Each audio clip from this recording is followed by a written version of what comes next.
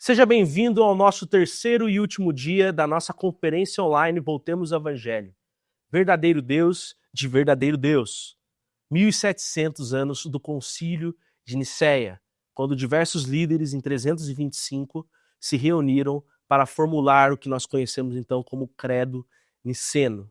Durante esses dias tivemos diversas palestras com Heber Campos Jr., Vinícius Musselman, Hermes Maia, falando frase por frase deste credo tão importante para a nossa fé cristã. E hoje, no nosso último dia, nós vamos falar sobre a ascensão e o retorno de Cristo e sobre o Espírito Santo. Sobre a ascensão e retorno de Cristo, convidamos nosso querido pastor André Soares.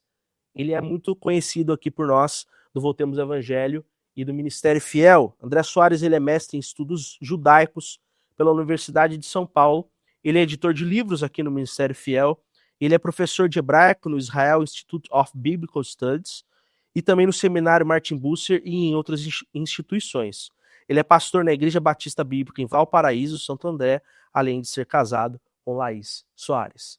Então fique com essa palestra com o nosso querido pastor André Soares, e depois a nossa última palestra sobre a fé no Espírito Santo será com o nosso já apresentado e muito querido Hermes Maia. Então faça um bom proveito deste conteúdo, desses últimos tópicos do Credo Niceno, e esperamos que Deus abençoe a sua vida e que você tenha a sua fé fortalecida em Cristo Jesus. Forte abraço. Tchau, tchau. Seja muito bem-vindo à primeira conferência Voltemos ao Evangelho, em que nós celebramos os 1700 anos do Concílio de Nicéia, que aconteceu em 325, portanto, nós completamos em 2025 1700 anos desse concílio tão importante para a história da Igreja, né? E hoje nós vamos falar sobre mais um trecho do Credo Niceno, um trecho que eu vou ler para vocês exatamente agora, um trecho muito interessante. E subiu ao céu, e assentou-se à direita do Pai, e de novo há de vir com glória para julgar os vivos e os mortos, e seu reino não terá fim. É sobre esse trecho que nós vamos falar hoje, né? Será que você toparia largar o seu emprego muito bem estabelecido, estabilizado, para aceitar o cargo de liderança numa empresa que está prestes a falir? Será que você se disporia a investir tempo e energia numa companhia que já se mostrou completamente insustentável? Foi exatamente isso que fez Steve Jobs em 1997. Steve Jobs, como com certeza muitos de vocês sabem, é o fundador da Apple. Ele fundou essa empresa, mas devido a disputas por poder, devido a várias questões, ele se viu forçado a sair da empresa que ele mesmo havia fundado. Só que essa empresa rapidamente começou a entrar em declínio. Em 1997, a Apple estava prestes a falir. Então Steve Jobs foi convidado a voltar. Ele voltou para a Apple como seu CEO. Nesse momento, ele estava muito bem estabilizado na sua carreira profissional, estava muito bem estabelecido no mercado, ele não precisava voltar para a Apple, uma empresa que estava prestes a falir. Mas, devido a esse apego emocional que ele tinha pela Apple, que era uma empresa que ele mesmo tinha fundado, ele se dispôs a assumir esse cargo de liderança numa empresa que estava prestes a falir. Bom, o resto é história, né? A Apple se tornou uma empresa trilionária, na verdade a Apple sozinha é mais valiosa do que todo o PIB do Brasil, né? E Jesus fez algo semelhante por nós. Ele optou por voluntariamente se fazer chefe e representante da humanidade. A humanidade era, por assim dizer, um projeto completamente falido desde o Éden, desde a rebelião original dos nossos pais lá no Jardim do Éden, né? A humanidade se rebelou contra Deus, se voltou contra o seu Criador. A humanidade usou toda a sua grandiosa estupidez para fazer guerra contra Deus. A humanidade era, portanto, um projeto falido, um projeto fadado ao fracasso. Mas Jesus voluntariamente optou por se fazer cabeça, líder da humanidade. Ele optou por vir até nós e nos resgatar.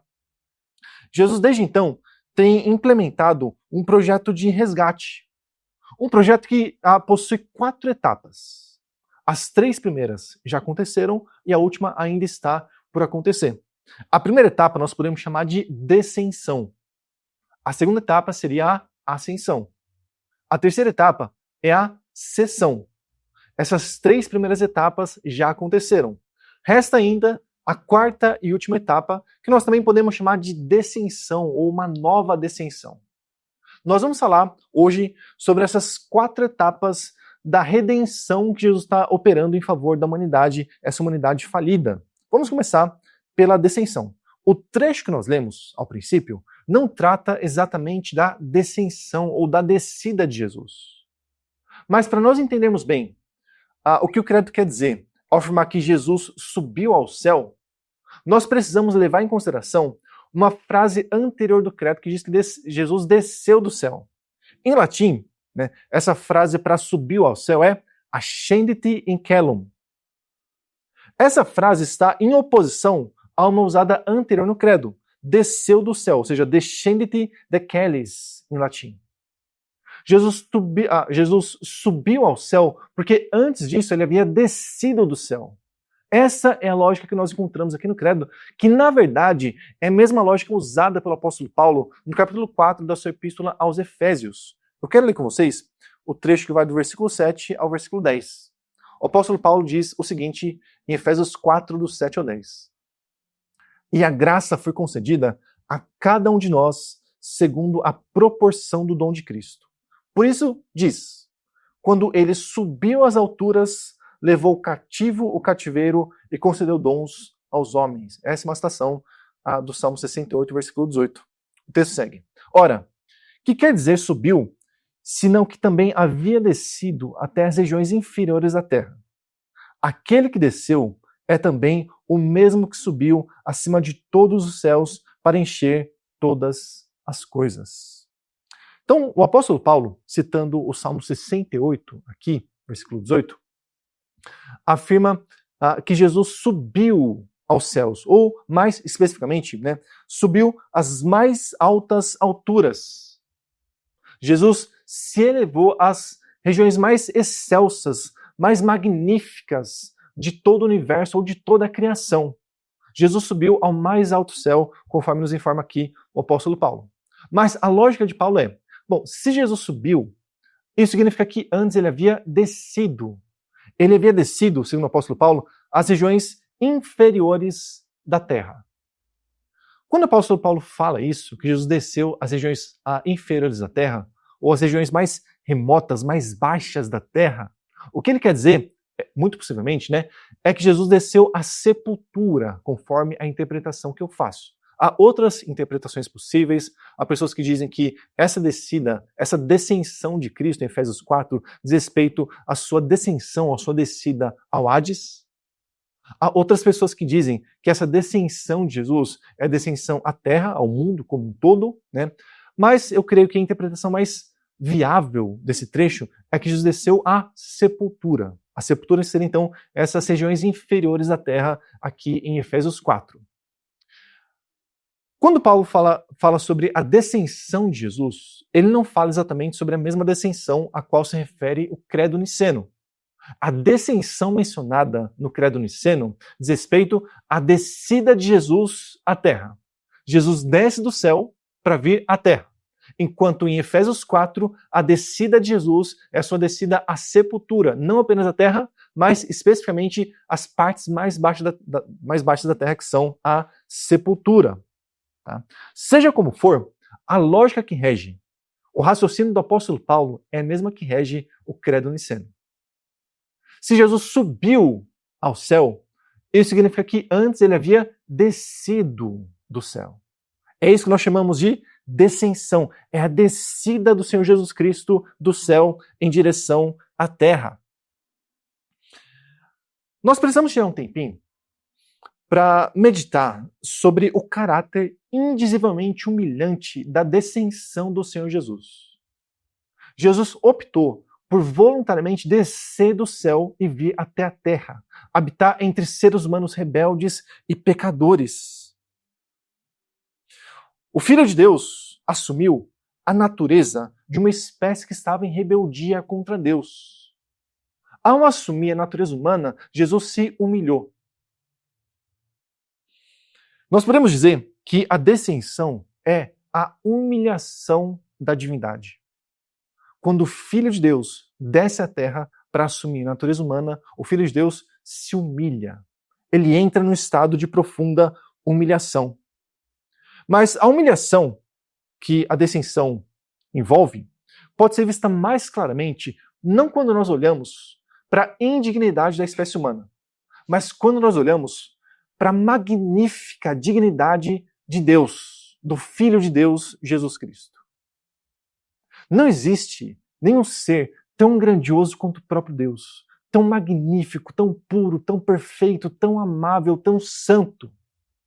E esse Deus santo, puro, perfeito, amável, optou por descer do céu e habitar entre pecadores. Não apenas habitar entre pecadores, mas assumir a sua natureza. A descensão marca a humilhação suprema da divindade. Só que essa descensão de Cristo não é uma descensão moral, mas espacial. O que eu quero dizer com isso? Quando Jesus opta por descer do céu e assumir a natureza humana, ele não apenas se faz um ser humano pecador. Ele não se faz exatamente idêntico aos seres humanos pecadores. Sim, ele se faz um ser humano perfeito. Ele assume plenamente a humanidade. Mas ele não assume uma natureza pecadora. Jesus não se faz pecador como os demais seres humanos são pecadores. Né? Jesus não se torna apenas mais um fruto podre dentro do cesto. Jesus desce ao mundo, não para se fazer um pecador como nós, mas para nos resgatar do nosso pecado. Ele se faz ser humano ao descer, não para se identificar conosco e nosso pecado, mas para nos resgatar dessa maldição que nos acompanha desde o Jardim do Éden, que é exatamente o pecado. Esse Jesus que desceu ao mundo, esse Jesus que se fez ser humano ao descer,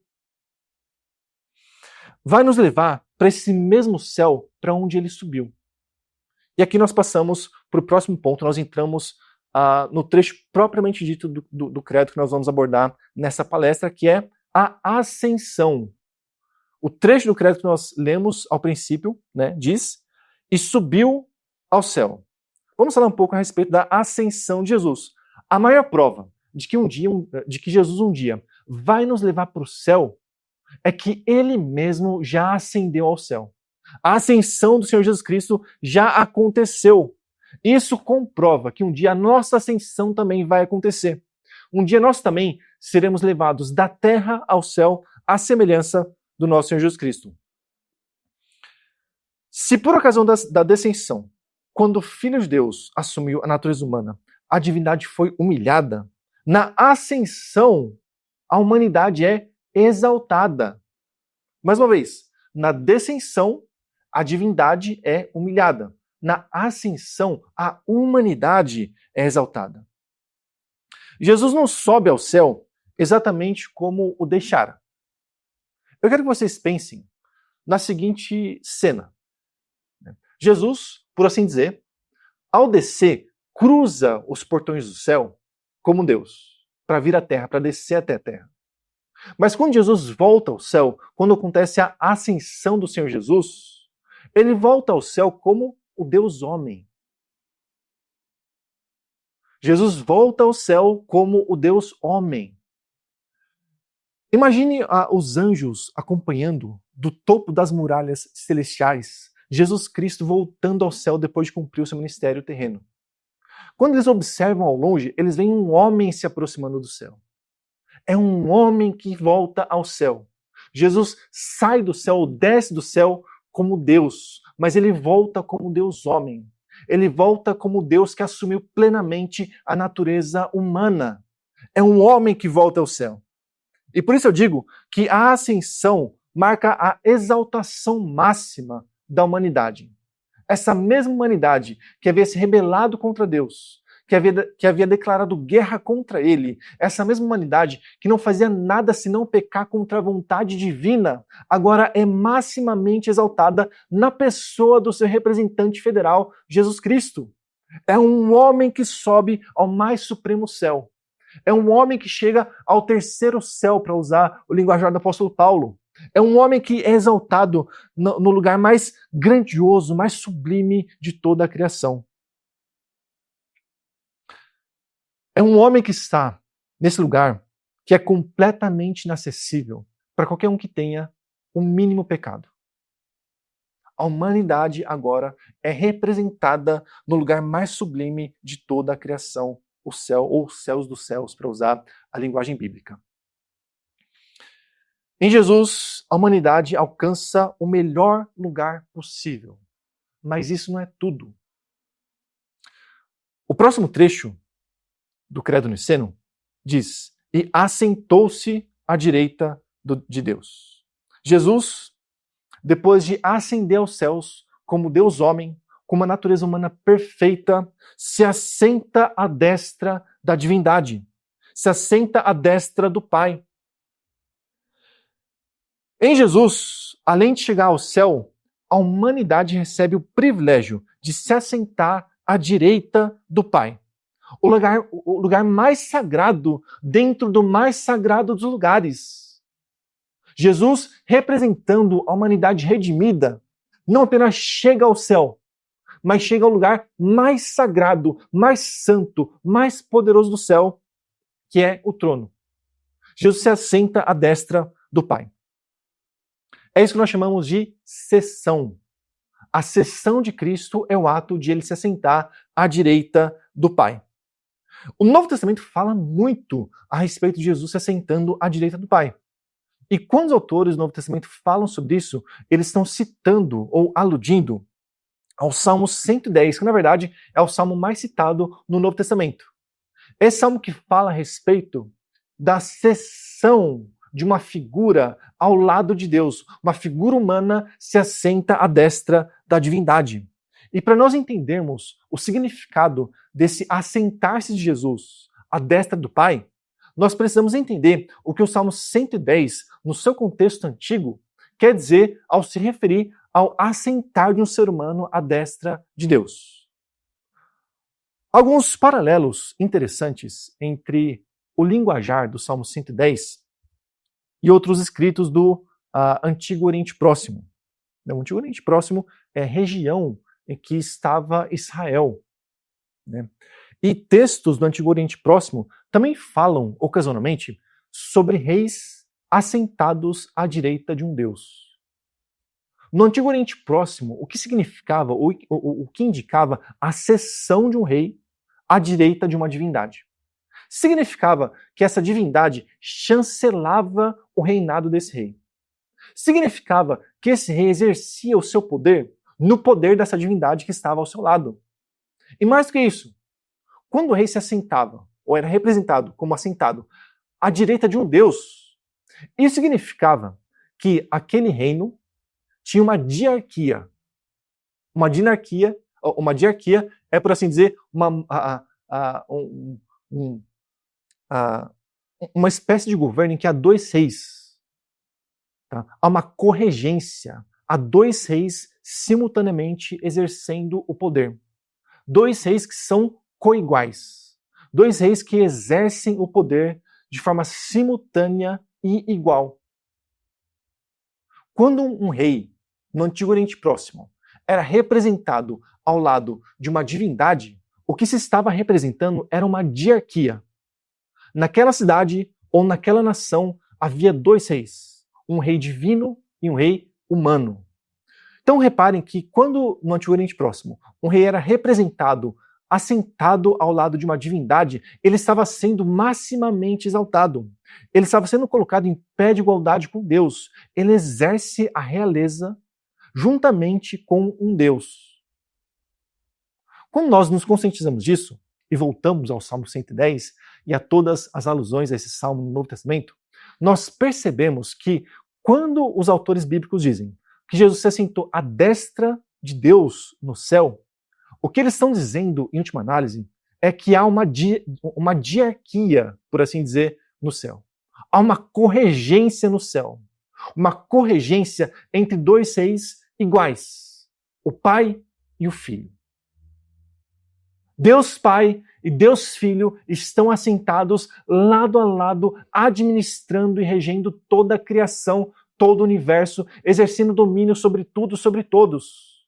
O homem, Jesus, que ascendeu ao céu, está em pé de igualdade com o poder divino que já havia no céu. Quando Jesus ascende ao céu como um homem, como nós falamos agora há pouco, a humanidade é maximamente exaltada. Mas não apenas isso. Agora a humanidade, representada por Jesus Cristo, está assentada sobre o trono da criação. Há no trono do universo um ser humano, um homem exatamente como cada um de nós. Reparem como a Bíblia reverte a maldição que pairava sobre a humanidade desde a queda. Aquela humanidade fadada ao insucesso, fadada à condenação, fadada à alienação completa em relação a Deus, agora é elevada ao trono do universo na pessoa de Jesus Cristo.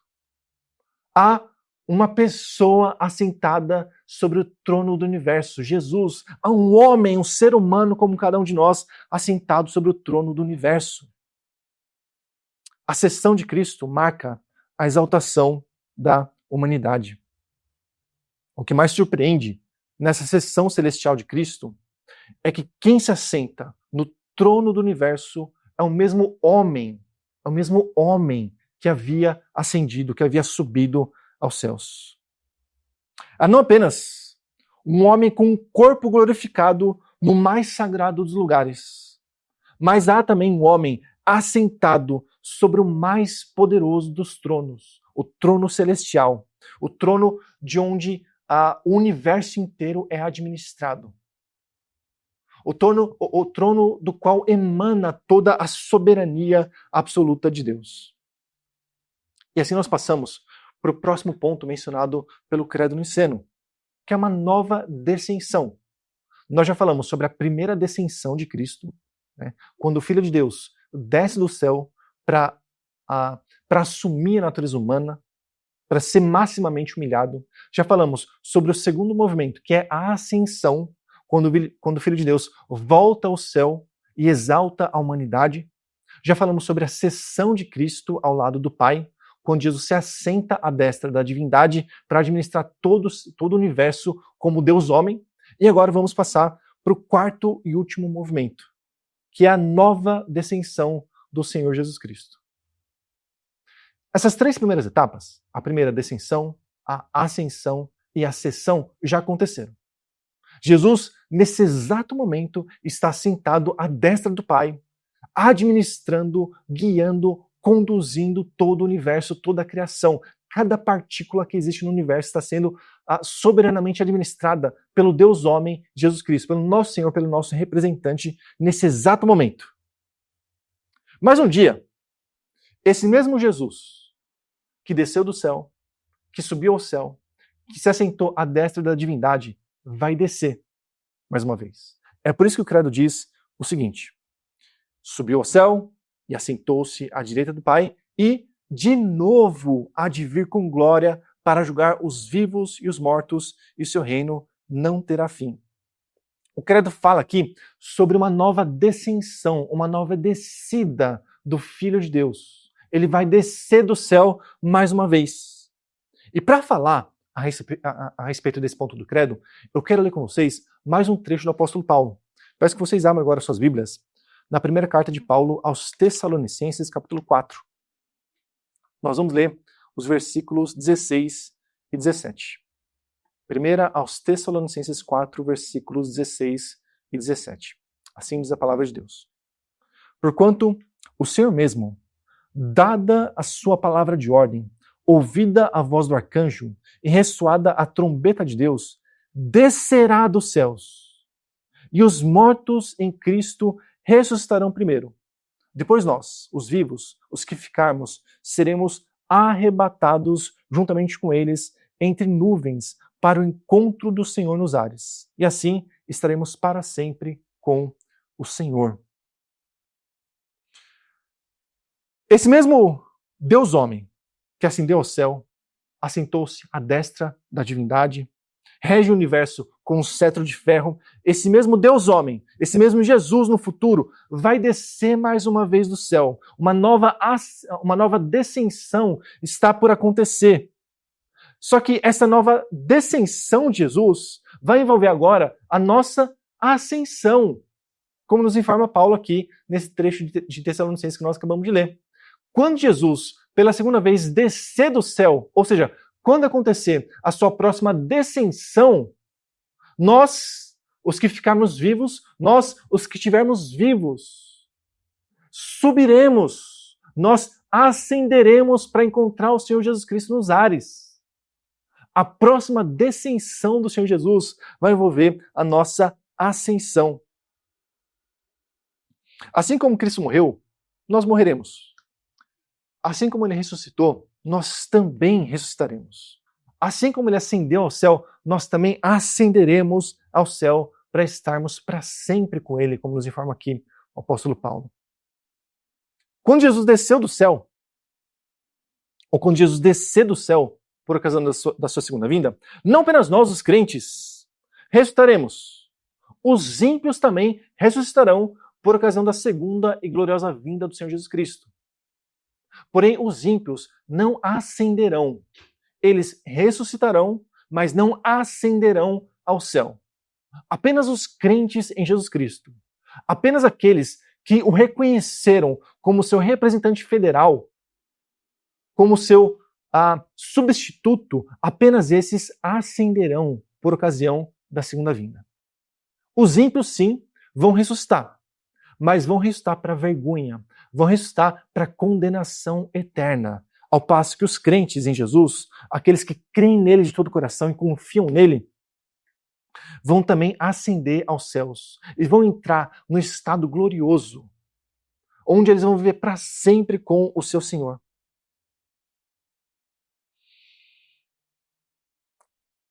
Em Apocalipse 3, versículo 21, nós lemos que nós vamos também um dia nos assentar sobre tronos celestiais.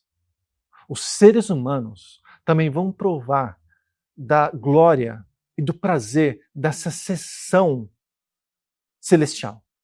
Nós vamos nos assentar sobre tronos celestiais. Nós seremos feitos participantes da administração, da regência divina do universo. Deus vai nos dar poder para nós também administrarmos a criação como regentes, ou como seus corregentes, ou como seus subregentes, melhor. Um dia, assim como Cristo se assentou no céu, nós também nos assentaremos no céu sobre tronos. Deus vai compartilhar da sua realeza conosco. Essa é a certeza que a palavra de Deus nos dá. Porém, os ímpios que ressuscitarão, quando Jesus mais uma vez descer dos céus, não vão ter a graça de ascender aos céus, a região mais sublime e espetacular do universo. Eles não vão ter o privilégio de se assentar em tronos celestiais como nós teremos. Eles ressuscitarão para condenação, infelizmente. Quando acontecer a nova descensão do Senhor Jesus Cristo, a história vai chegar à sua conclusão. A história humana, como nós a conhecemos e vivenciamos, vai chegar ao seu fim, ao seu término. E vai ter início o que nós chamamos de estado eterno. E esse estado eterno é completamente irreversível, tanto para crentes quanto para incrédulos, tanto para justos quanto para injustos. Uma vez que nós sejamos conduzidos ao nosso estado eterno, nós jamais sairemos dele por toda a eternidade. Ou nós permaneceremos na glória celestial, assentados sobre tronos, ou nós iremos para um lugar de condenação, de suplício, de alienação completa em relação a Deus. Nesse exato momento, há um homem assentado ao lado do Pai no céu, exercendo uma corregência com ele, em pé de igualdade. Há um de nós, há um ser humano no céu nesse exato momento. Alguém que nos representa reinando sobre todo o universo. Hoje em dia, muito se fala sobre representatividade. E eu quero dizer para você que há, nesse exato momento, alguém que te representa perfeitamente no céu. Há um ser humano como você, nesse exato momento, assentado à direita do Pai no céu.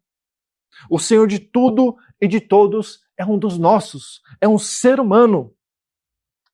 Que tipo de amor é esse que moveu o Criador dos céus e da terra a descer do céu e se fazer participante de um projeto falido que é a humanidade?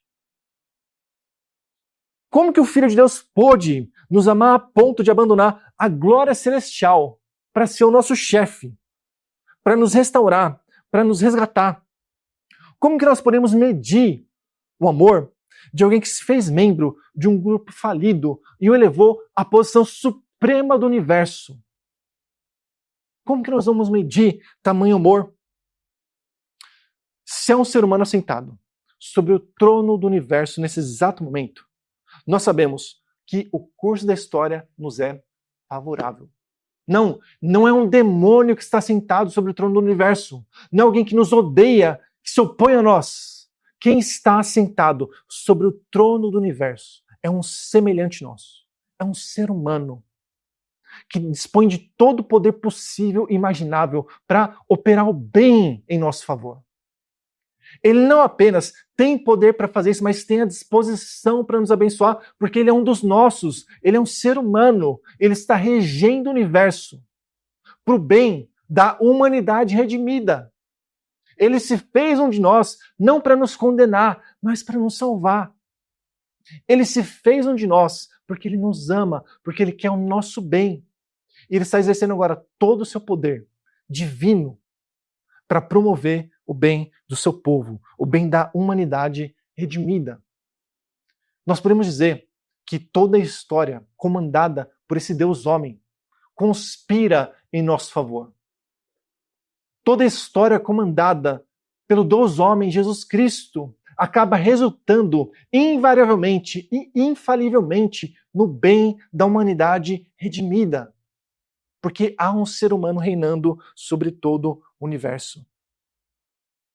Esse mesmo Deus, Jesus, esse mesmo homem, Jesus, que desceu do céu, subiu de volta ao céu, assentou-se à destra do Pai, vai voltar para nos levar para onde Ele está, como Ele nos promete no capítulo 14 do Evangelho de João.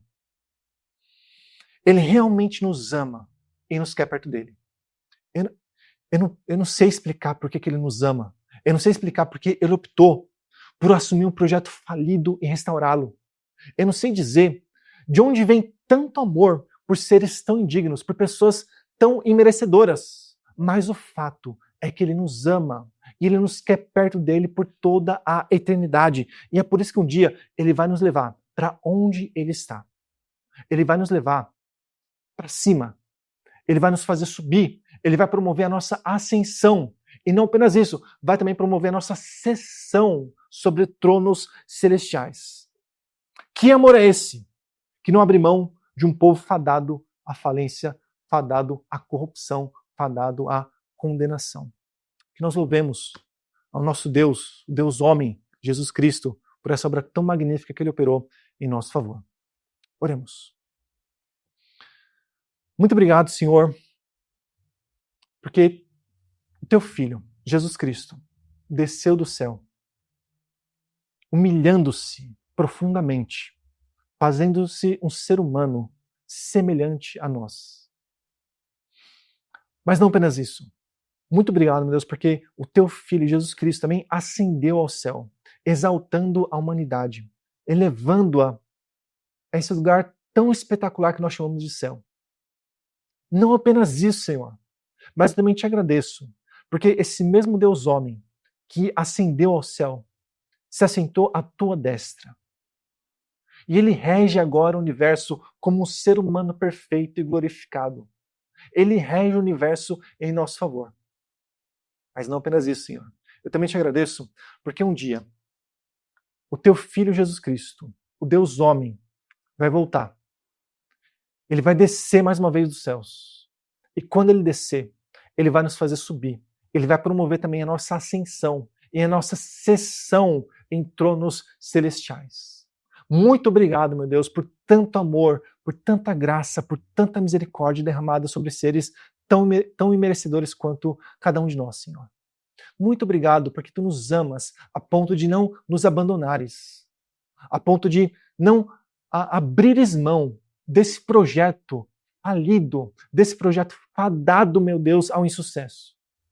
Muito obrigado por nos resgatares, por nos dares nova vida, por nos revitalizares, meu Deus. Em nome de Jesus Cristo que eu dirijo a Ti a minha oração, Pai. Amém. Muito obrigado. Olá, meus irmãos, é um prazer estar com vocês mais uma vez nesta conferência Voltemos ao Evangelho. Espero que vocês estejam aproveitando bastante, sendo instruídos e edificados. Vamos orar, pedindo a direção de Deus. Nosso Deus, agradecemos mais uma vez porque podemos tratar de assuntos concernentes ao Teu reino, a Tua palavra, Senhor Deus, que foi compreendida adequadamente em Nicéia, e por isso, Senhor Deus, nós fomos muito beneficiados. E mediante a ação do Teu Espírito, que dirigiu aquele conselho, Tu tens conduzido o Teu povo à verdade ao longo da história. Por isso nós Te agradecemos e por isso nós revivemos esses assuntos, trabalhamos com ele, porque isto não só beneficia dentro de uma compreensão teológica, mas tem a ver com a nossa vida, com a nossa ética, com a nossa salvação e com a vida por vir. Edifica-nos, Senhor Deus, por meio da Tua palavra, abra-nos o entendimento para que tenhamos o discernimento completo. Em nome de Cristo que nós oramos. Amém. Bom, meu tema hoje é Creio no Espírito Santo. Eu começo com uma citação de um dos pais da igreja, dizendo de forma mais ampla, né? Não vou discutir aqui pais da igreja tecnicamente, mas nós vamos dizer amplamente, um dos pais da igreja do IV século, chamado Cirilo de Jerusalém. Ele escreveu algo que eu carrego comigo. Olha o que ele disse. A graça do Espírito é verdadeiramente necessária para tratar do Espírito Santo. Não a fim de que possamos falar dele como corresponde, porque isso é impossível, senão para que possamos atravessar este tema sem perigo, dizendo o que está contido nas divinas Escrituras. Ou seja, nós precisamos do Espírito para tratar do Espírito. Eu tomo uma outra citação de um teólogo da virada do século XIX e XX, um dos maiores teólogos da história, Abraham Kuyper. E ele diz assim: a necessidade da direção divina nunca se sente mais profundamente do que quando se empreende dar instrução acerca da obra do Espírito Santo. Porque delicadíssimo é o assunto que toca os segredos mais íntimos de Deus e os mistérios mais profundos da alma. Eu quase digo aqui, amém. O credo apostólico, tão conhecido, o credo aceito universalmente pela cristandade, ao ser analisado estatística e teologicamente, evidencia de modo contundente as declarações a respeito da pessoa e obra de Cristo. E, sem dúvida, a pessoa e obra de Cristo, embora o credo fale da Trindade, essas, a pessoa de Cristo, a obra de Cristo, esses temas são mais enfatizados. O credo, ainda que as suas três divisões sejam dedicadas às três pessoas, fica claro, de forma eloquente, como o tema do credo, na realidade, o grande tema, é a pessoa de Jesus Cristo. Quando nós colocamos isso lado a lado, fica evidente. Então, quando fala do Pai, diz assim: creio em Deus Pai Todo-Poderoso, Criador do céu e da terra. Depois, no meio, falando de Jesus Cristo. Creio em Jesus Cristo, seu único Filho, nosso Senhor, o qual foi concebido por obra do Espírito Santo. E continua falando sobre Cristo. Nasceu da Virgem Maria, padeceu sob o poder de Pôncio Pilatos, foi crucificado, morto e sepultado, e continua, e depois fala: creio em Deus Pai Todo-Poderoso. Volta ao Pai. Então, observem: creio em Deus Pai Todo-Poderoso, Criador do céu e da terra. Depois, creio em Deus Pai Todo-Poderoso. Continua falando de Cristo, de onde há de vir a julgar os vivos e os mortos. Depois volta. Creio no Espírito Santo. Então, observem aqui: por obra do Espírito Santo e creio no Espírito Santo. Pronto. Termina desta forma. De semelhante modo, o credo niceno, em 325, ele procede após falar do Pai e mais exaustivamente do Filho, diz: cremos no Espírito Santo. Ponto. O que vem depois, é preciso que entendamos isso, foi acrescentado no Concílio de Constantinopla, em 381. Então, quando vai falar mais sobre o Espírito Santo, é um acréscimo. É porque esses credos foram juntados, aqui uma explicação técnica, porque o credo de Constantinopla, o Concílio de Constantinopla, revisou, endossou o Concílio de Nicéia e fez acréscimos. Como Calcedônia, em 451, vai fazer a mesma coisa. E ali vai ser ampliado a cláusula também sobre o Espírito Santo. A pergunta que surge, historicamente, é: por que este silêncio, vamos dizer assim, quanto à figura do Espírito Santo? Por que se fala tão pouco do Espírito Santo? Bom, nós temos algumas razões. A primeira delas é que, nos primórdios da história da Igreja cristã, poucos movimentos levantaram questões consideradas sérias a respeito da sua pessoa, e mesmo menos ainda a respeito do Pai. O segundo motivo é que havia a necessidade, a gente observa isso historicamente, de um amadurecimento da Igreja pelo estudo e vivência cristã. Ou seja, isso eu não posso provar biblicamente, mas me parece que historicamente a gente observa que a Igreja precisava passar mais tempo, amadurecer, sedimentar a sua teologia para que este tema fosse melhor discutido, entendido e elaborado. Era necessário que os fundamentos da doutrina cristã fossem mais bem sedimentados em sua gradativa compreensão, o que vai ocorrer de forma mais ampla e evidente no século XVI, com a Reforma Protestante. Retomando o primeiro argumento, para ser mais preciso, quando eu falei de que houve poucos movimentos que levantaram questão ou questões quanto ao Espírito Santo, nós podemos mencionar Orígenes.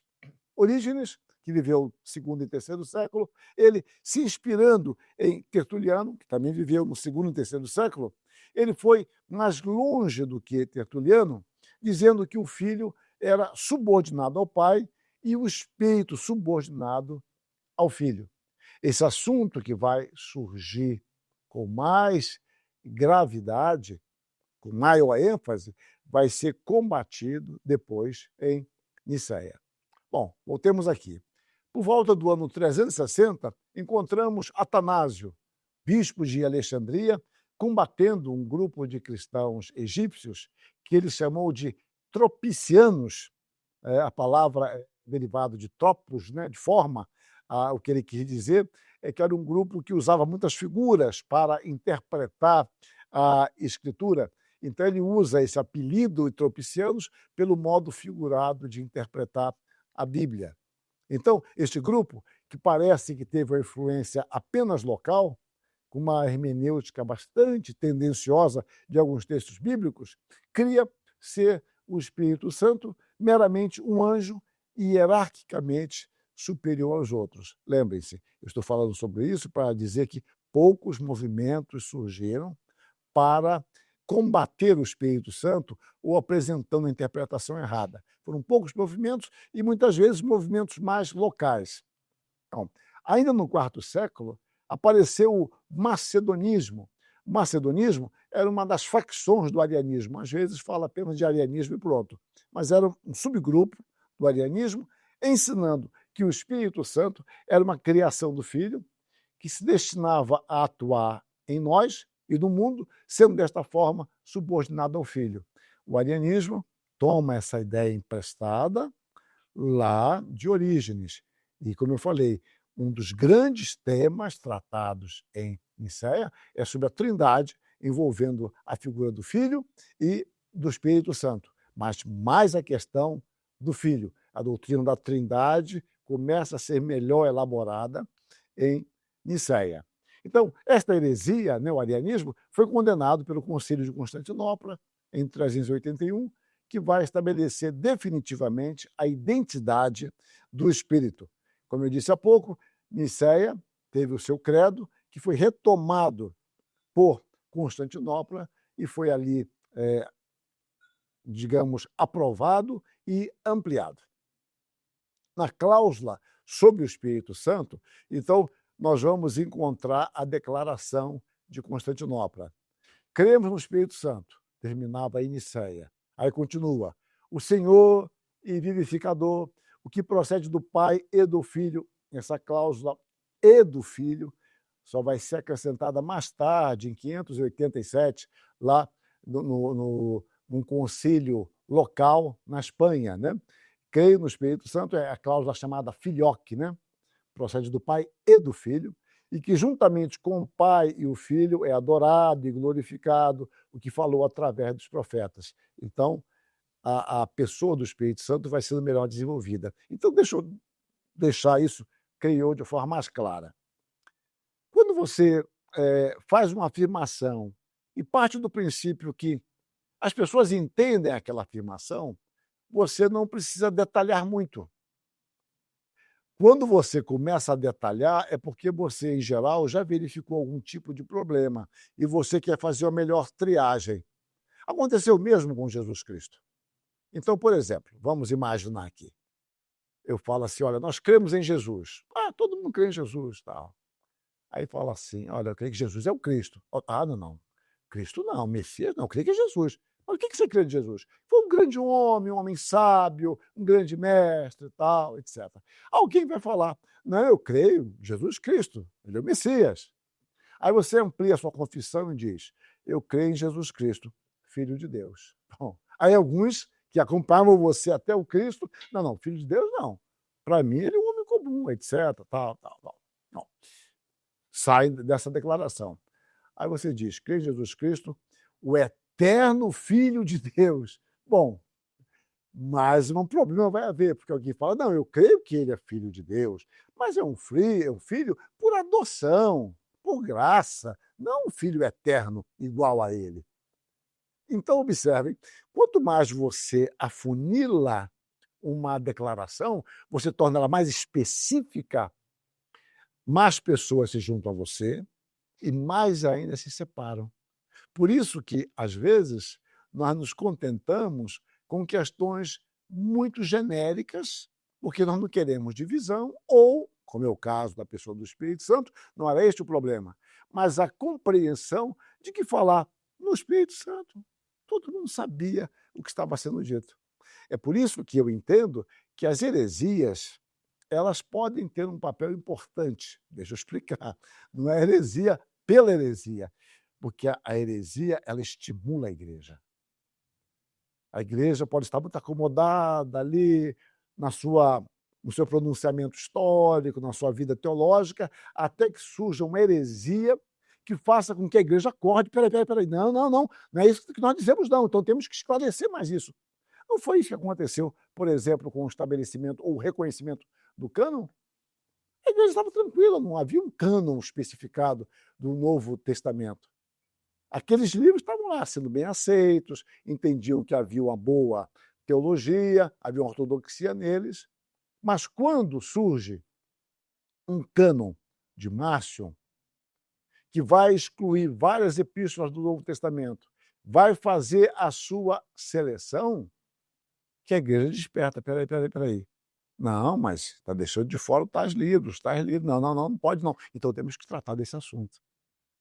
Observe, a heresia, muitas vezes, ouçam com cuidado, ela se torna uma bênção para a igreja, não porque nós queiramos heresias, mas as heresias, elas tocam na igreja, elas estimulam, alfinetam a igreja, para a igreja acordar. Lamentavelmente, por vezes, dependemos disso. Para não falar de heresia, se vocês quiserem de uma outra forma, é como uma perseguição. Não é isso? A perseguição é má. E é má mesmo, mas a perseguição algumas vezes estimula a igreja. Vejam em Atos 8. Os irmãos vão sair de Jerusalém porque houve uma perseguição. Nós queremos perseguição? É claro que não. Mas muitas vezes é o caminho que Deus usa para despertar o seu povo. Bom, voltemos aqui. Entre o Concílio de Nicéia, 325, e o Concílio de Constantinopla, 381, A declaração explícita de que o Espírito é Deus foi apenas sugerida. É uma coisa muito curiosa. Você vai encontrar declarações que dão a entender, de fato, que o Espírito Santo é igual a Deus, mas nós não temos documentado, não que eu tenha localizado, nenhuma declaração que diga o Espírito Santo é Deus. Em 372, Basílio Magno, defensor ardoroso da divindade do Filho, também sustentou a divindade do Espírito, porém não foi tão incisivo a ponto de identificá-lo como Deus. Mesmo posteriormente, 373, quando ampliou seu pensamento, declarou que o Espírito deve ser honrado juntamente com o Pai e com o Filho. Ou seja, está subentendido aqui que o Espírito Santo é Deus, mas não há uma declaração formal.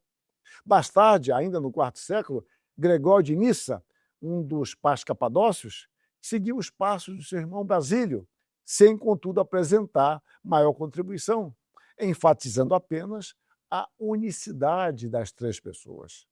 O terceiro desses pais, Gregório de Nazianzo, amigo de ambos, e segundo a expressão de Danielon, é chamado de o pensador trinitário por excelência, de fato, somente com Gregório de Nazianzo que nós vamos encontrar uma forma clara, definida, sem dúvida alguma, sobre o fato de o Espírito Santo ser Deus. Então, na sua obra, nós encontramos a seguinte declaração.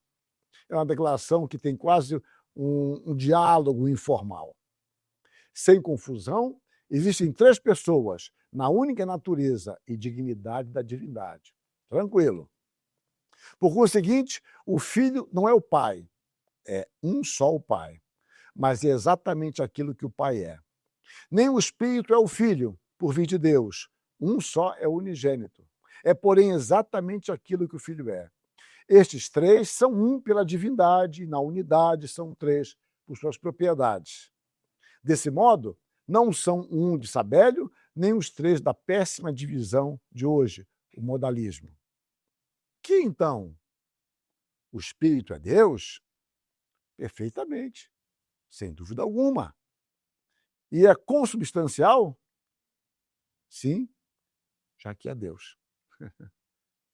É a declaração primeira que nós encontramos direta. O Espírito é Deus, é com Gregório de Nazianzo. É aqui que nós vamos encontrar a primeira vez esta afirmação. Sim, sim, é isso. É consubstancial, já que é Deus. Agostinho, finalzinho do quarto século, em 393, ele escreveu: numerosos são os livros que homens sábios e espirituais escreveram sobre o Pai e o Filho. O Espírito Santo, entretanto, não tem sido estudado com tanta abundância e cuidado pelos doutos e grandes comentaristas das Divinas Escrituras, de tal sorte que resultará igualmente fácil compreender seu caráter próprio, que faz com que não possamos chamar-lhe nem filho nem pai, senão unicamente Espírito Santo. Então, Agostinho, no final do quarto século, admite, não tem sido estudado com muita ênfase a pessoa do Espírito Santo. O Pai e o Filho, sim, mas o Espírito Santo, não. Muito bem. Agora, retornemos à Bíblia. Ao estudarmos este assunto, não devemos nos esquecer que as Escrituras falam muito mais do Filho do que do Espírito Santo, o que é perfeitamente natural, considerando, obviamente, a encarnação do Verbo e o seu ministério entre os homens.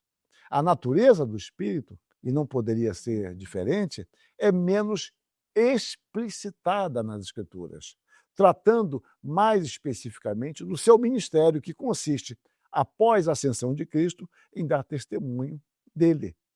Então você tem que fazer jus também, nós dizendo, tem que fazer justiça, não justo, fazer justiça para entender que a Bíblia dá menos ênfase à natureza do Espírito Santo. Bom, eu poderia seguir várias vertentes para falar do Espírito Santo. Considerando o que nós temos visto hoje na nossa teologia, alguns movimentos que ressurgem combatendo a autoridade das Escrituras, eu vou tomar o Espírito Santo como um ser pessoal, divino, que tem personalidade, como sendo o autor das Escrituras.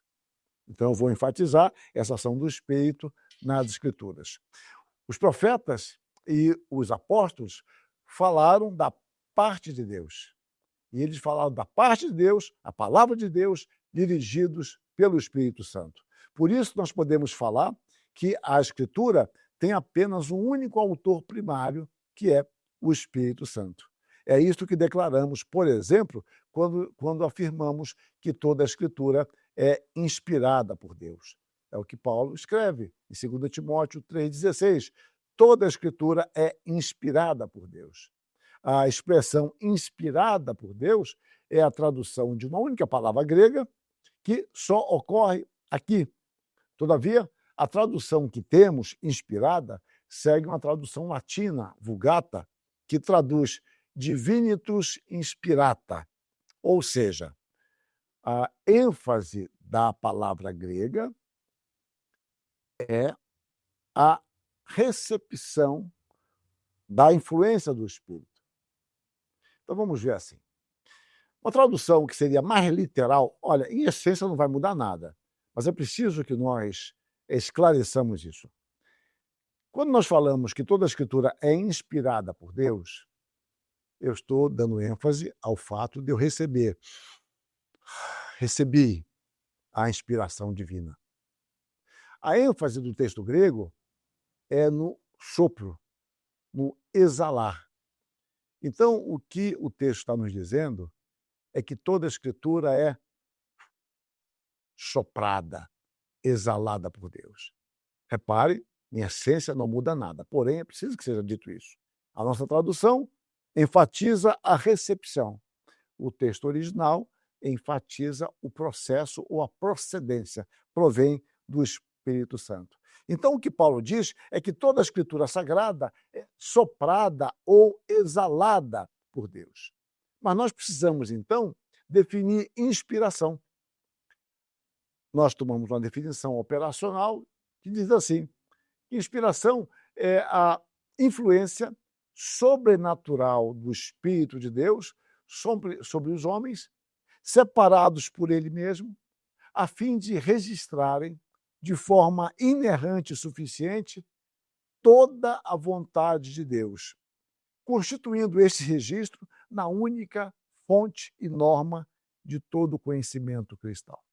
Eu quero tratar um pouco sobre essa inspiração associada à ideia do que nós cremos no Espírito Santo. E nós aprendemos sobre o Espírito Santo na palavra. E essa palavra que procede do Espírito Santo, então, ela nos ensina sobre ele. Então, com isso, nós estamos dizendo que o Deus que se revelou esteve inspirando os homens que ele mesmo separou para registrarem a sua revelação. A inspiração bíblica, ela garante que seja registrado de forma verdadeira aquilo que a inspiração profética fazia com respeito à palavra do profeta. Ou seja, a palavra do profeta era a palavra de Deus, autêntica.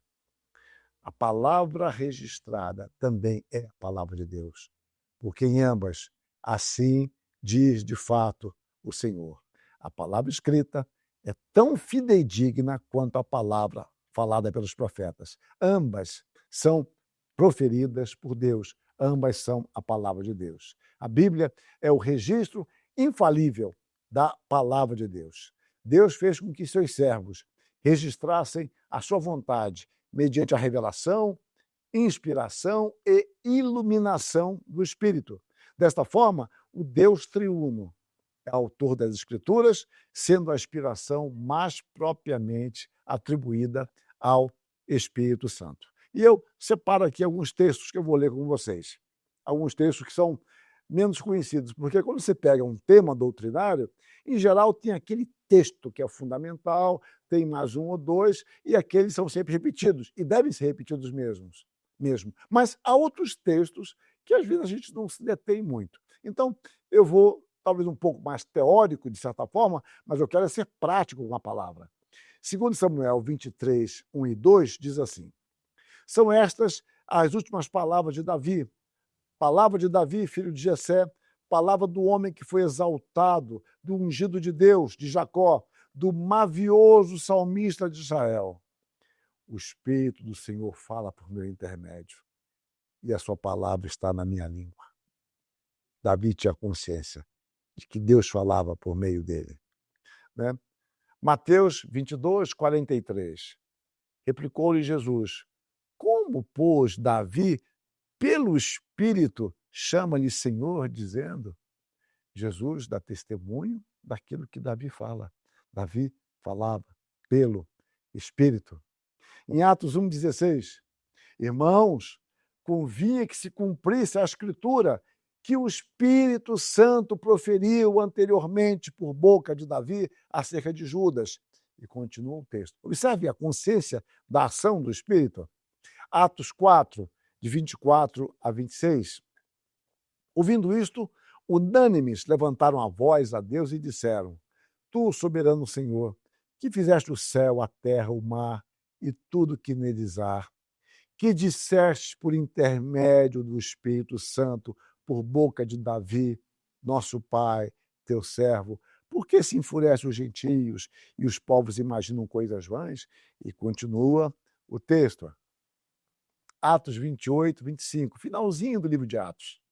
E havendo discordância entre eles, despediram-se, dizendo Paulo estas palavras: Bem falou o Espírito Santo a vossos pais, por intermédio do profeta Isaías. Percebam? Paulo tinha consciência que o Espírito falou por meio de Isaías. Você pega Hebreus 3, de 7 a 11.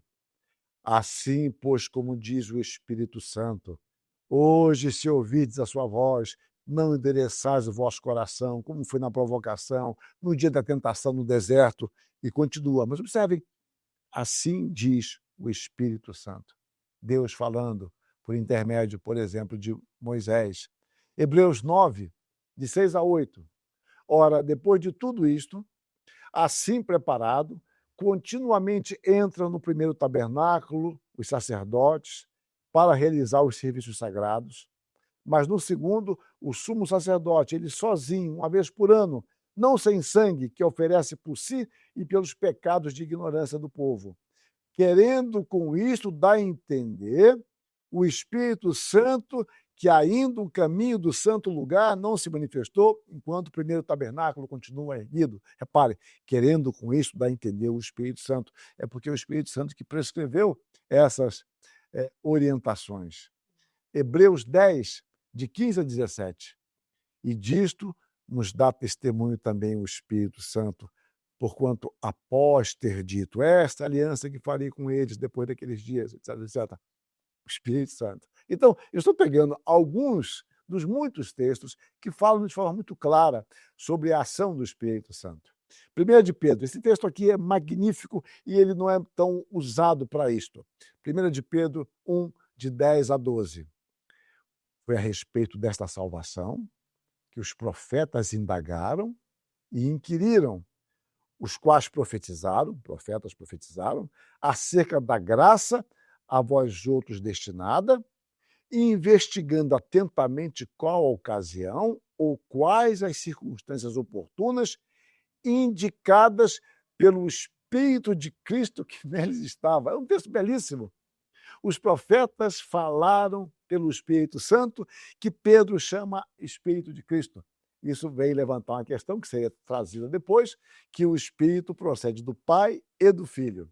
Então diz, indicadas pelo Espírito de Cristo, que neles estava, ao dar de antemão testemunho sobre os sofrimentos referentes a Cristo e sobre as glórias que lhe seguiriam. A eles foi revelado que não para si mesmos, mas para vós outros ministravam as coisas que agora vos foram anunciadas por aqueles que, pelo Espírito Santo enviado do céu, vos pregaram o Evangelho. Reparem, Espírito de Cristo, Espírito Santo, esses profetas, como os apóstolos, eles anunciaram a palavra pelo Espírito por aqueles que pelo Espírito Santo enviado do céu vos pregar o Evangelho, coisas essas que anjos anelam perscrutar. Observe a ação, profetizavam pelo Espírito, pregam pelo Espírito, o Espírito de Cristo, que é o Espírito Santo. Segundo Timóteo, nós já lemos, né? 3,16, toda a Escritura é inspirada por Deus, soprada, exalada por Deus. Um outro texto que é muito conhecido, esses dois últimos são os mais usados, agora é 2 de Pedro 1, 20 e 21. Sabendo primeiramente isto, que nenhuma profecia da Escritura provém de particular elucidação, porque nunca jamais qualquer profecia foi dada por vontade humana. Entretanto, homens santos falaram da parte de Deus, movidos pelo Espírito Santo. Os textos vão se harmonizando, todos apontando na mesma direção. Então, nas Escrituras, temos todos os livros que Deus quis que fossem preservados para a nossa edificação. Deste modo, nós cremos que a inspiração, e esses são os pontos que eu quero destacar, foi plenária, dinâmica, verbal e sobrenatural. Se vocês quiserem, em outro momento, este assunto é bem mais detalhado, está lá no blog Voltemos ao Evangelho, tem uma série de vários artigos especificamente sobre esse assunto, caso você queira estudar com mais detalhes, com bibliografia, vendo outros textos e querendo acompanhar melhor. Tá? Então, vamos lá. A inspiração divina foi plenária. Por que plenária? Porque toda a Escritura é plenamente expirada ou inspirada, toda ela, do Gênesis ao Apocalipse. Tudo que foi registrado o foi pela vontade de Deus. Então, não tem nada mais nem de menos. Às vezes, quando eu participo de alguma entrevista, quando acaba, eu falo, gente, esqueci de falar isso. Esqueci de falar. Era importante. Ou, numa palestra, alguém faz uma pergunta muito relevante. Eu falo, rapaz, essa pergunta veio bem a calhar, porque ela vai me propiciar falar de algo que eu não tinha falado e deveria ter falado. Com a gente acontece isso. Mas com a Escritura, não. Por quê? O Espírito Santo guiou os seus servos, de forma que não houve nada demais. Enquanto que a gente pode falar, eu usei uma expressão que eu não deveria ter usado. Eu não devia ter dito aquilo. Bom, pode acontecer. Na Escritura, não. Toda a Escritura é inspirada por Deus. Deus guarda a sua palavra. E tudo que ali está é pela vontade de Deus. Nem mais, nem menos. Uma outra forma de entender a inspiração, né, complementar, uma forma complementar é que a Escritura ela foi inspirada dinâmica ou organicamente. Por que é chamado assim? É porque Deus não anulou a personalidade dos escritores. Por isso, eles, inspirados por Deus, puderam usar de suas experiências, pesquisas, aptidões e manter o seu estilo. O estilo é de cada autor, preservado pelo Espírito Santo. Se não fosse assim, meus irmãos, teria um único estilo, é o estilo do Espírito Santo. Mas vejam o que Pedro diz a respeito de Paulo. Olha só esse texto, 2 de Pedro 3, 15 e 16. E tende por salvação a longanimidade de nosso Senhor, como igualmente o nosso amado irmão Paulo vos escreveu, segundo a sabedoria que lhe foi dada. Observe, ele está observando, ele está enfatizando que Paulo escreveu conforme a sabedoria que lhe foi dada, que é uma sabedoria diferente de Pedro. Ele está dizendo que o estilo de cada um, a forma de tratar os assuntos é uma forma diferente. Ele continua. Ao falar acerca destes assuntos, como de fato costumam fazer em todas as suas epístolas, nas quais há certas coisas difíceis de entender, que os ignorantes e instáveis deturpam, como também deturpam as demais escrituras, para a própria destruição deles. Um fato aqui importante é que Pedro coloca as epístolas de Paulo dentro da categoria técnica de escritura. Ele reconhece a autoridade dos escritos de Paulo, como também deturpam as demais escrituras, que era o nome técnico usado para os livros do Antigo Testamento. Então, Pedro admite que Paulo, dentro do estilo dele, a sabedoria que ele tem, ele escreve coisas difíceis de entender, mas é o estilo dele. Eu costumo brincar que Pedro não devia ter lido a epístola dele também, de Pedro, né? Que Pedro também fala coisas difíceis de, de entender. Então, Deus, na realidade, separou os seus servos antes deles nascerem e os preparou para desempenharem esta função. Deus não precisa improvisar nada. Então, Deus prepara os seus servos com aptidões próprias que eles vão ter ou vão adquirir mediante a sua vivência, experiência, formação, para Deus usar diretamente quando assim o desejar. Vamos ver aqui Isaías 49, 1 e 5. Ouvi-me, terras do mar, e vós, povos de longe, escutai. O Senhor me chamou desde o meu nascimento. Desde o ventre de minha mãe fez menção do meu nome. Mas agora diz o Senhor que me formou desde o ventre para ser seu servo, para que torne a trazer Jacó e para remir Israel a ele, porque eu sou glorificado perante o Senhor e o meu Deus é a minha força. Reparem, o Senhor me chamou desde o meu nascimento. Um texto que talvez alguns de vocês tenham lembrado, que ele é mais comumente usado, é Jeremias 1,5. Antes que eu te formasse no ventre materno, eu te conheci. E antes que saísse da madre, te consagrei e te constituí profeta às nações. Meus irmãos, Deus precisa inventar alguma coisa. O gameta masculino do pai de Jeremias fecundou o óvulo de sua mãe. Poderia ter várias opções de gametas. Se fosse um outro gameta, seria um outro ser, não seria esse Jeremias. Mas foi aquele. Será que Deus precisa improvisar? Ele não tem um controle de tudo isso? Antes que eu te formasse no ventre materno, eu te conheci.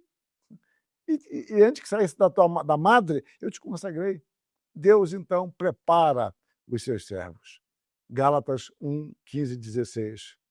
Quando, porém, é o que me separou antes de eu nascer e me chamou pela sua graça, aprove revelar seu Filho em mim, para que eu o pregasse entre os gentios, sem detença não consultei carne e sangue.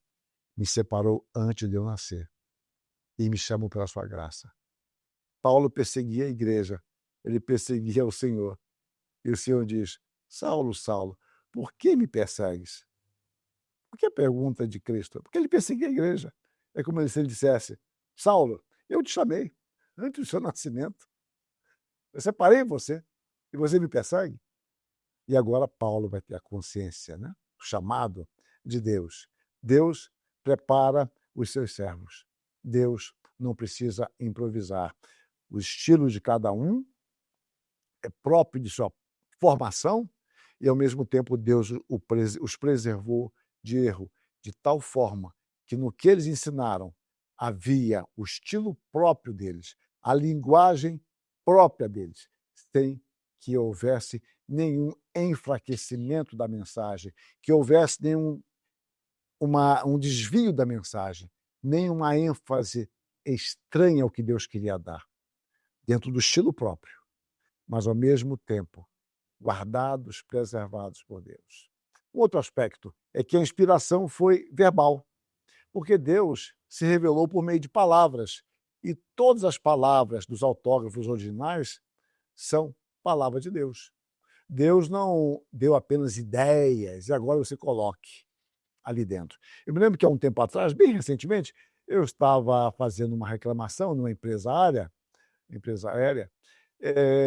por uma questão de um atendimento muito ruim, um voo que eu perdi por culpa deles, etc. Eu escapei lá do robozinho deles e consegui falar com uma menina muito atenciosa. E ela me ouvia falar o que eu dizia, e depois ela tentava fazer um resumo. E achei muito interessante que falava assim, olha, senhor Hermstein, o senhor disse isso. Falei, é isso aqui, olha, mas tem um detalhe, isso é assim. Não é bem isso não. Eu tentava corrigi-la, pouca coisa, ela é muito competente a menina. E ela tentava sintetizar o que eu disse. Na Bíblia não é assim. Deus não deu uma mensagem geral, uma figura, agora você conta do seu jeito. Não. Você conta do seu jeito quando essa liberdade lhe for concedida, seu jeito no sentido de estilo, mas o conteúdo preservado pelo próprio Deus. Eu vou usar um exemplo que eu considero muito significativo. Em Gálatas 3,16, é interessante observar que Paulo ele vai basear o seu argumento numa palavra usada no original hebraico. Ele pega essa palavra e vai dizer, olha, Deus disse assim e não desta outra forma. Olha só o que ele diz. Gálatas 3,16. Ora, as promessas foram feitas a Abraão e ao seu descendente.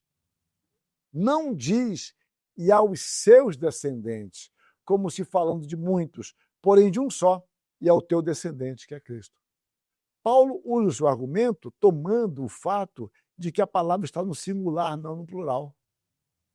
Meus irmãos, se fossem ideias gerais, você podia fazer hipérboles ali, usar figuras estranhas que não expressassem bem a verdade bíblica, mas ele crê que aquela palavra é a palavra que Deus deu, que Deus preservou por meio de seu servo. Então ele diz, não diz e aos descendentes como se falando de muitos, porém como de um só, e é o teu descendente. Paulo cria desta forma. Então a inspiração se estende aos pensamentos, bem como às palavras.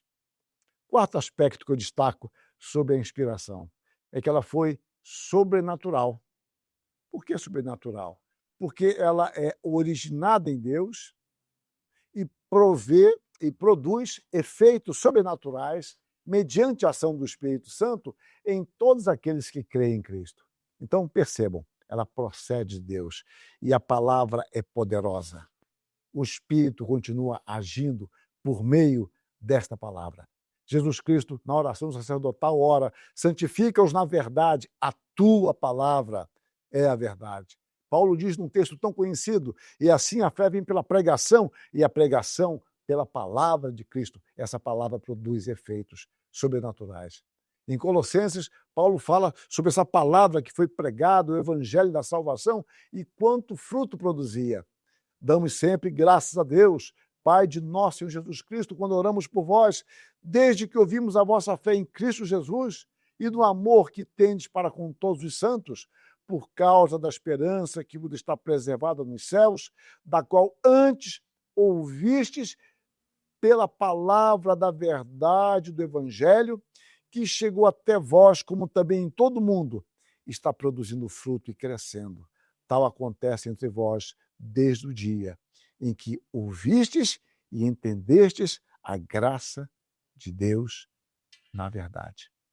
A graça de Deus, na verdade, tem que ser proclamada, tem que ser ensinada. Ela precisa ser entendida e ela produz frutos. E isso, meus irmãos, é uma expressão do poder de Deus por meio da palavra. Um dos textos que eu mais gosto sobre esse assunto é 1 de Pedro 1,23. Pois fostes regenerados, não de semente corruptível, mas de incorruptível, mediante a palavra de Deus, a qual vive e é permanente. Ele diz, olha, vocês nasceram de novo, não foi mediante qualquer semente, mas de uma semente que não se corrompe. E que semente é esta? É a palavra de Deus, e ela vive e é permanente. Então, o nosso nascer de novo é algo sobrenatural. Por isso que a inspiração é sobrenatural. Ela provém de Deus e produz efeitos sobrenaturais. E essa palavra é viva e permanece. Ela continua produzindo frutos hoje. A igreja continua pregando o evangelho no poder do Espírito, para que Deus, conforme o seu decreto eterno, ele atue por meio do seu Espírito, aplicando esta palavra no coração do seu povo, para que o seu povo seja chamado, se renda, se arrependa dos seus pecados e confesse a Jesus Cristo como Senhor. É por intermédio da palavra que Deus gera os seus filhos espirituais. A Bíblia, portanto, não foi registrada apenas para o nosso deleite espiritual, mas para que cumpramos os seus preceitos dados pelo próprio Deus. A Bíblia também não nos foi dada para satisfazer a nossa curiosidade pecaminosa, que em geral ocasiona especulações estranhas e facções. Ela foi nos concedida para que conheçamos o seu autor e o conhecendo o adoremos, e o adorando mais o conheçamos. A Bíblia foi nos confiada pelo Espírito, a fim de que, mediante a sua iluminação, sejamos conduzidos a Jesus Cristo. Errais não conhecendo as Escrituras, nem o poder de Deus. Jesus Cristo fala para os discípulos no caminho de Emaús e depois fala para os outros em Jerusalém, demonstrando tudo o que dele está escrito na lei, nos salmos, nos profetas. Essa palavra que foi proferida pelo Espírito por meio de seus servos. Então nós dizemos, eu creio no Espírito Santo. E por crermos no Espírito Santo é que nós cremos em Cristo, porque ninguém pode dizer Senhor Jesus senão pelo Espírito. Percebam? Então, que coisa magnífica essa inspiração da palavra, como a palavra dá testemunho de si mesma. Então, sendo Ele mesmo, Jesus Cristo, a quem somos conduzidos pelo Espírito, quem nos leva ao Pai e nos dá vida abundante. Por isso, diz o Packer, ao estudarmos Deus, eu colocaria, ao estudarmos a revelação de Deus, devemos procurar ser conduzidos a Ele. A revelação nos foi dada com este propósito e devemos usá-la com esta finalidade. A igreja, então, ela prega o Evangelho consciente de que ele é o poder de Deus para a salvação do pecador. Por isso, recusar o Evangelho significa rejeitar o seu autor, o próprio Deus, Pai, Filho e Espírito Santo, que nos fala por meio desta palavra. É isso que Paulo diz. Olha, quem rejeita esta mensagem não rejeita a mim, mas rejeita a Deus. Deus é o autor desta mensagem. No entanto, a compreensão salvadora das Escrituras só se torna possível pela iluminação do Espírito Santo. Que coisa, mais uma vez, magnífica. Você, eu, podemos levar a palavra ao ouvido das pessoas. Mas somente Deus, pelo Espírito, pode levar essa palavra ao coração. Em Lídia, nós vemos Paulo pregando, lá em Atos 16, 14. Ele prega, ele podia pregar seu melhor sermão, de forma mais eloquente possível, mas foi o Senhor quem abriu o coração de Lídia para atender às coisas que Paulo dizia. No caminho de Emaús, Jesus Cristo com os seus discípulos, eles depois vão perceber que quem era ele. Um fala para o outro, porventura não nos ardia o coração quando ele pelo caminho nos expunha as Escrituras? A palavra expor ali é a mesma palavra para abrir.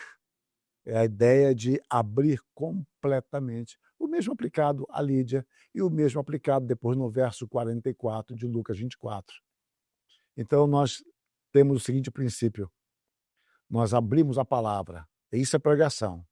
É abrir a palavra, expor a palavra. E Deus abre o coração. Aprove a Deus salvar os que creem mediante a loucura da pregação. Aprove a Deus. Eu não posso entrar no coração. Mas Deus estabeleceu esse caminho. Pregue a palavra, que é de Deus, do Pai, do Filho e do Espírito Santo. E o Espírito abre o coração para que nós possamos entender esta palavra. O conhecimento de Deus é um conhecimento, então, pessoal. Ele ocorre totalmente pela graça. O Espírito, ele não encerrou o seu ministério escriturístico na inspiração e no registro da Bíblia. Ele continuou e continua guiando o seu povo à verdade. Ele fez isso lá no quarto século, em 397, quando foi oficialmente reconhecido, não determinado, decretado, mas reconhecido. A igreja não está sobre o cânon, ela está abaixo, sob o cânon. A igreja deu testemunho de reconhecimento do cânon bíblico, conforme temos hoje com os livros, 27 livros do Novo Testamento. E ele continua aplicando esta verdade bíblica aos nossos corações. Conforme salientamos, o conhecimento da palavra não visa satisfazer nossa curiosidade pecaminosa, mas conduzir-nos a ele em adoração e louvor.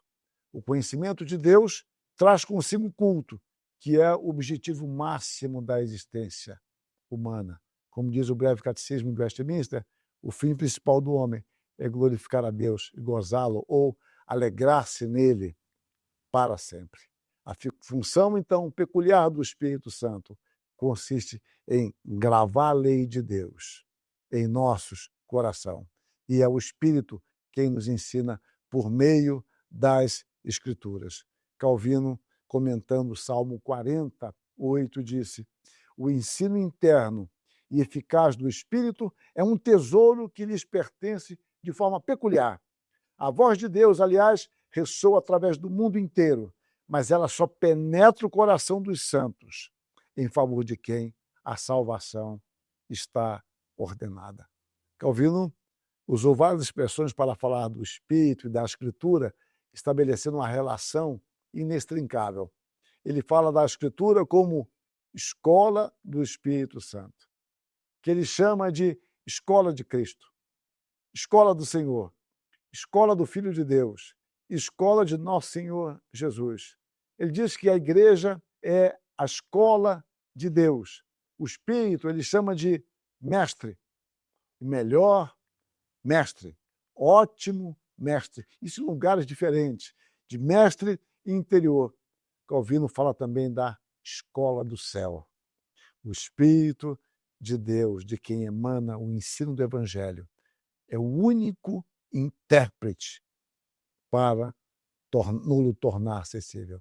Somente o Espírito interpreta a Escritura de tal forma que fala ao nosso coração. Então nós, como igreja, não só podemos, devemos falar. Nós cremos no Espírito Santo. Sem ele não haveria igreja. A palavra do Espírito é mediante a sua própria ação impressa em nossos corações. A reforma teve como uma de suas características principais a ênfase na pregação da palavra. Deus acomoda-se à nossa compreensão de sua palavra. Assim nós temos um paradoxo muito interessante. A palavra acomodatícia de Deus, que é compreensível, que nós podemos entendê-la intelectualmente, ela não nos salva jamais. Ela não nos faz jamais crer em Cristo, a menos que o Espírito opere por esta palavra. Então eu posso entender intelectualmente, mas jamais entenderei espiritualmente sem a ação do Espírito. Todos nós somos incapazes de entender os mistérios de Deus, até que Ele mesmo, pelo Espírito, mediante a sua graça, nos ilumine. O Espírito que vocaciona, revela e inspira é o mesmo que testifica em nossos corações a respeito da autoridade bíblica e nos faz compreender a palavra. Portanto, quando o Espírito aplica a palavra de Deus em nosso coração, ele produz sua boa obra em nós. Eu costumo dizer, inspirando-me em Calvino, que a fé é a boa obra do Espírito Santo em nós. E esta é a fé salvadora, que se direciona para Cristo e para os feitos seus na redenção. Ninguém é levado a Cristo apenas pelo raciocínio. A palavra de Deus jamais poderá ser recebida salvadoramente sem o ensino do Espírito. É Ele quem, de fato, abre a Escritura diante de nossos olhos, nos capacitando a enxergar o Evangelho da glória de Deus. Que tema magnífico, não é? A autoridade da palavra não depende do testemunho de homem algum. Ela não é o que é porque alguém disse, tal homem disse, tal teólogo disse. Ela não deixou de ser porque tal luminar diz que não é. Não é assim. Deus é o seu autor e é Deus quem testifica da sua autoridade. E é Deus mesmo que, dando o seu testemunho interno, fundamental, nos convence da autoridade infalível da palavra do Espírito Santo. Portanto, o Espírito e a palavra são inseparáveis. Sem a inspiração do Espírito, não haveria registro da palavra. Sem a iluminação do Espírito, jamais seríamos persuadidos de sua autenticidade e nunca poderíamos compreender salvadoramente a mensagem de Deus. Na palavra, temos uma ação retroalimentadora. O Espírito nos conduz à palavra. A palavra nos instrui sobre o Espírito. Em síntese, sem o Espírito, não haveria evidência objetiva que se tornasse persuasiva ao homem. Não adianta. Isso não quer dizer que abandonemos os argumentos racionais, não é isso. Mas entenda que esses argumentos podem demonstrar o erro de alguém, mas ninguém será conduzido a Cristo por isso.